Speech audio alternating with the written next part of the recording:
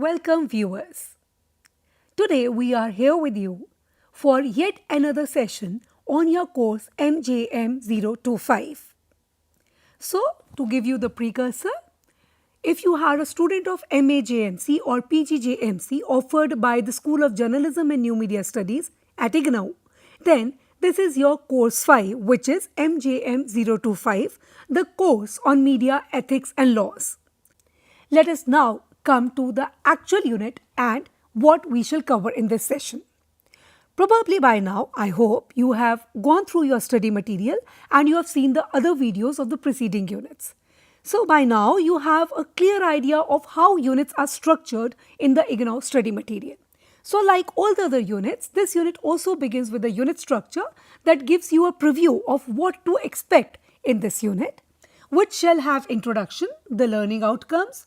Then we shall move on to the main topics, which is Right to Information Concept and Evolution, the Right to Information Act 2005, how it is related to the Indian Constitution, then what are the institutions and previews covered under the RTI Act, which information can be given by the public authorities and information which cannot be accessed by the public.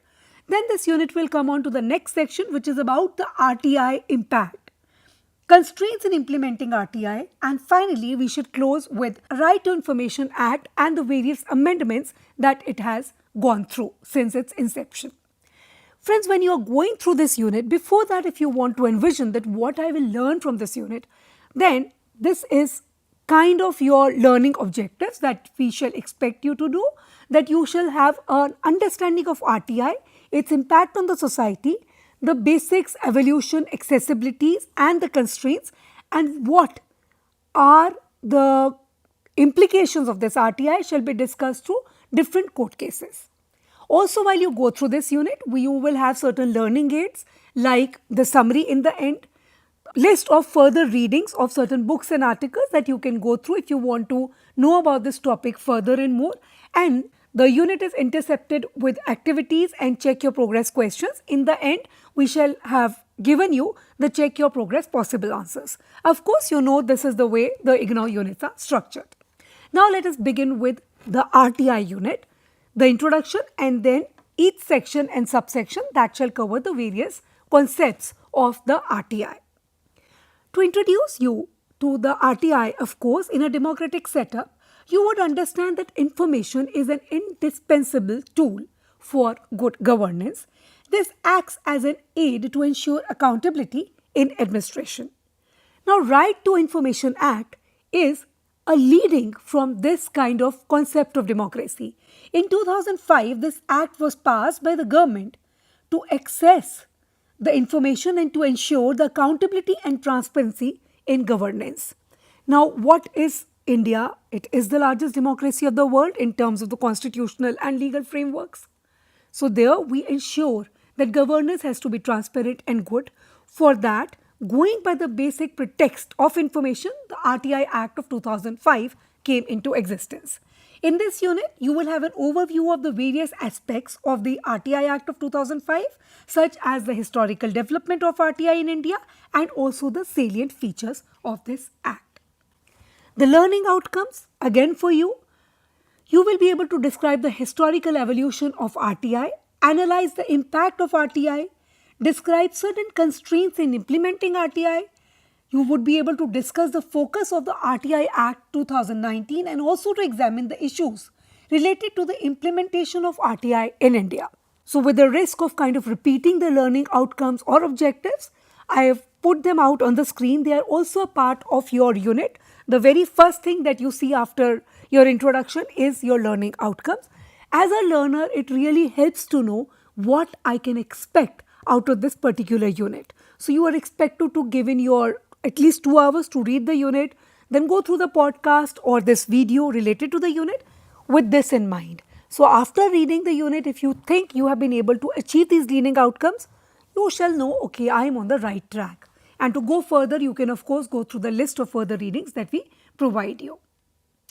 Now friends, to introduce you to RTI, I introduced you to the concept of the unit. Now as for the RTI, this is a vital tool for transparency and accountability in governance. It empowers the citizens to seek information from public authorities, prompting openness and reducing corruption on the way. In this session, we shall explore RTI evolution, impact, and challenges. Of course, there are challenges to anything that you do put up for good governance. Let us look at the concept and the evolution. RTI is the right of citizens to access information that is held by the public authorities. It is based on the principle of transparency in a democratic government. Now, in India, RTI can be said to have its roots in the global movements for open governance. So, globally, there was kind of a movement, there were approaches, people were having activism in this area, and of course, it did trickle down to our country also. India's journey can be said to have begun with the grassroots movements in Rajasthan in 1990s. The Freedom of Information Act of 2002 was a precursor to the RTI Act that finally got enacted and accepted in a constitution in 2005. Now let us go to this historical development a little bit more in detail. The historical development of the RTI Act, the right to information or information, of course we understand, is a very important feature of a democratic setup. But for this act, the evolution of RTI in India, as we said, is rooted into the global movements for open governance. The early initiatives started with a campaign for RTI in India that began in 1990s in Rajasthan.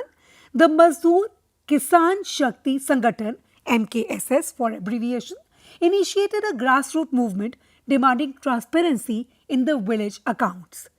This movement highlighted the need for a legal framework to ensure the right to information.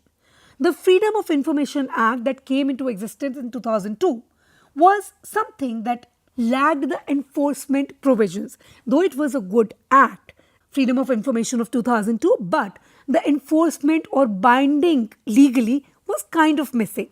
And therefore, the RTI Act of 2005 came into existence as a more robust act which was eventually enacted, empowering the citizens to demand information from public authorities and also making it legally enforceable and binding. Now, when this act came on in 2005, what was it? The RTI Act of 2005 provides a mechanism for citizens to access information from the public authorities. The key features being, it covers the central, state governments and all the public authorities. It mandates timely response to citizen requests, and it also includes provision for appeal and penalties in case of non-compliance. So friends, we understand by now in studying media ethics and laws that unless something becomes legally and lawfully binding and compelling, it has the risk of getting diminished with the time. It is good to have activists, it's good to have, certain changes, but it has to be brought out to the constitution. And fortunately in India, we have a constitution that has been undergoing amendments as and when the society demands it. With the changing social structures, changing demands of the citizens and the society, the constitution has kept pace. And one of the very wonderful examples in this is the RTI. Now the salient features of this RTI Act, which is very unique to our country, are the RTI Act of 2005 is a comprehensive law with these kind of key features. In terms of coverage, it extends to all the public authorities at central, state and even local levels. In terms of accessibility, citizens can request information from the public authorities as a matter of right, and therefore it is known as Right to Information Act. Time-bound responses is another salient feature of this act. The authorities must respond within 30 days and within 48 hours in case of liberty or life. If there is an information sought where life or liberty is kind of at stake, then the timeline is only 48 hours. And in terms of larger and journal issues, it is 30 hours. What kind of exemptions are provided? It's not that you can ask for any information. The certain informations that are related to national security, sovereignty or privacy are of course exempted from the preview of this act. Appeals. Provision for first and second appeal against non-compliance is also given in this act. The penalties that are inbuilt are fines for delays and refusals to provide information are put in this act. So with penalties, fines, certain safeguardings, this is a wholesome act which comes into being. The RTI Act is rooted in the Indian Constitution as well. Now, the question in your mind obviously would be, okay, how is it a precursor to something that we had? Our Constitution is already there in place. So, what were the articles that led to this act? So, of course, Article 19(1)(a), which guarantees the fundamental right to freedom of speech and expression, did also lead to this act, because you have the right not only of speech but also of knowing where your speech was curtailed, how you would base your things so that the information is provided to you. Then, of course, other than the Constitution, the thing that leads to certain laws are the Supreme Court rulings. Time and again, when Supreme Court recognizes certain things, they become lawfully binding. So, the recognized act of information as part of right to freedom of speech led to this act. The RTI Act operationalizes this right, which is the right to freedom of speech and expression, ensuring access to information held by the public authority. So, this is the relationship with the Indian Constitution. Now, which are the institutions covered under RTI? The RTI Act, of course, applies to central and state governments. It also applies to the public sector undertakings, which is PSUs.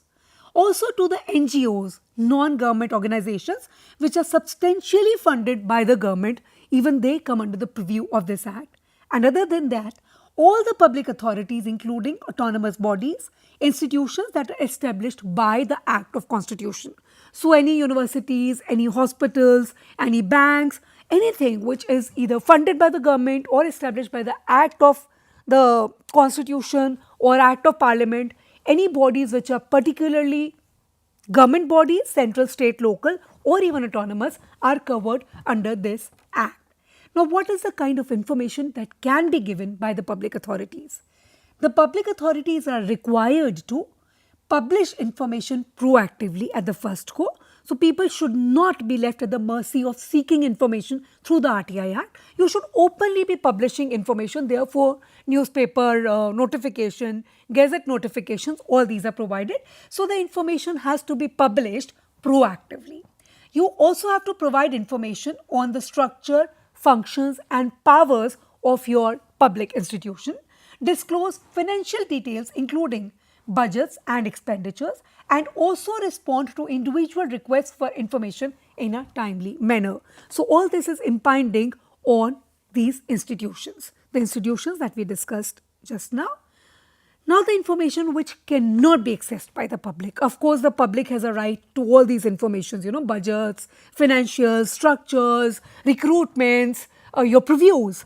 But then we are a large country which has a lot of cultural diversity, we have a lot of communal sentiment, we are a nation which has to keep its security, nationality intact.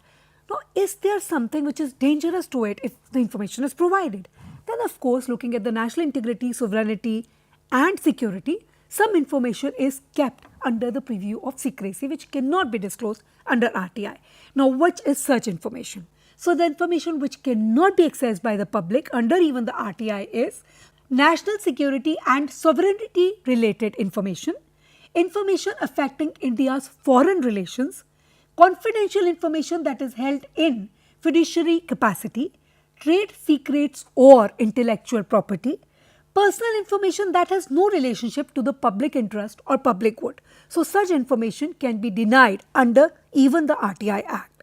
So, the central principle remains the information has to be for the public good. You cannot attack the privacy of a person if it is not related to the public good. And we have discussed these concepts in the preceding unit, that ethically and lawfully which information becomes the right of the public. Now, what has been the impact of the right of information on our country?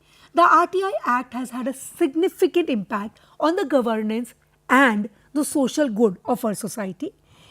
How? It has enhanced the transparency and accountability, has also empowered the citizens to participate in the democratic process. It has also been able to expose many corruption and maladministration issues. It has also led to policy changes and reforms in the public administration. So, the RTI Act since 2005, since its inception, and also the amendments that you went through, has led to a larger good for a democracy. However, there are certain constraints in implementing the RTI. What kind of challenges are there when you have to implement this act? These kind of challenges include there is a huge lack of awareness amongst the citizen as to this right that they have. Now, there is a lot of bureaucratic resistance to the transparency. Not many authorities and institutions are willing to give this information, so they would like to find loopholes or sideways how they can avoid giving the information. Then there is inadequate infrastructure and staffing amongst the public authorities. When so many RTI applications come, there is not enough staff to kind of cater to such letters and reply to them. That is a major constraint. And of course, there has been a misuse of the RTI for personal and frivolous purposes, and the delay in providing information to appeals. People are appealing once, again, and the fines are imposed. So such delays, misuse, inadequate infrastructure, bureaucratic resistance, and the lack of awareness are some of the constraints in the implementation of the RTI in our country. Now, this Act of 2005 has gone through various amendments, one of the major ones being the amendment of 2019. So, what was the 2019 amendment in the RTI Act? The 2019 amendment to RTI introduced some key changes. It altered the terms and conditions of service for the Chief Information Commissioner, which is CIC, and the ICs, which is Information Commissioners. So, their terms and conditions were kind of altered to make this Act more empowering and more encompassing. It also empowered the central government to determine the salaries, allowances, and other terms of services for the ICs and CICs. It raised concerns about the independence and autonomy of the information commissioners. After all, how much of independence do they need, and how much of autonomy would be good for the public betterment? So, such amendments did come in. Now, you understand what is the 2005 Act, 2019 amendments, the basics around it. Let us look at some court cases and some judgments by the Supreme Courts and the High Courts, which actually led to more awareness and more openness to this RTI Act. Some of the cases will just be referring. If you want the details, you can refer to your study material, of course. The Union of India versus Association of Democratic Reforms case of 2002. Now, this was before the enactment of the RTI Act, where the Information Act was in place. Now, this case recognized the right to information as a fundamental right under the Article 19(1)(a). Now, this is a very important judgment, because when you say this is one amongst the fundamental rights, the citizens become more empowered. Another case is the Central Board of Secondary Education, which is CBSE, versus Aditya Bandyopadhyay case of 2011. In this case, the court clarified the scope of information accessible under RTI. Now, this clarity of the scope is a very, very important thing, because it paves the way for the future transparency. Another important case is the Namit Sharma versus Union of India case of 2013. In this, the court addressed issues related to the appointment of information commissioners and also how much of autonomy they can and should be permitted.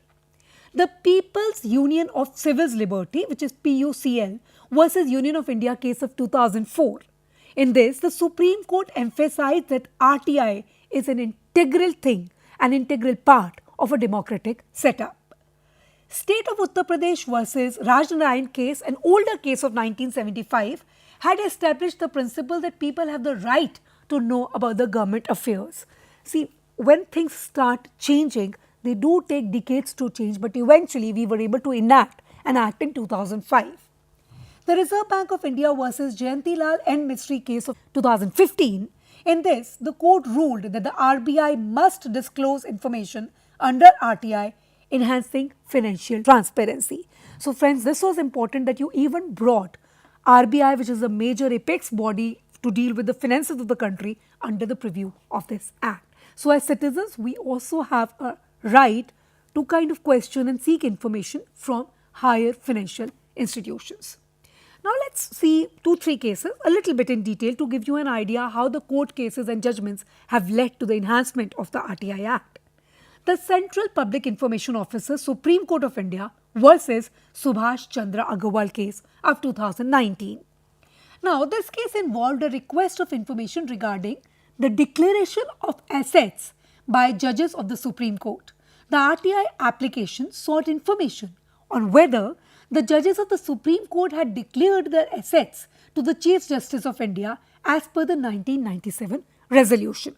Now, when the person or the citizen asked this, then the judgment that came and how it was significant is, the Supreme Court in this case ruled that the office of the CJI, which is Chief Justice of India, is a public authority under the RTI Act, making it subject to transparency and obligations under the RTI. This judgment reinforced the principle that even the highest officers in the judiciary are accountable to the public, promoting transparency and reducing the scope for corruption. So friends, you see that this act empowers the citizens even against the apex judicial body of our country. How much of power it gives to a layman or a journal citizen of India. Another important case was the Reserve Bank of India versus Jayantilal N. Mistry case. We just referred to it earlier also. Now in detail a little bit about this case.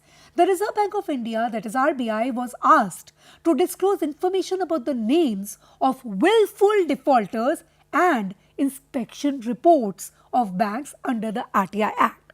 The RBI denied this information, citing that it is fiduciary relationships and the potential impact on the economic interests of the country.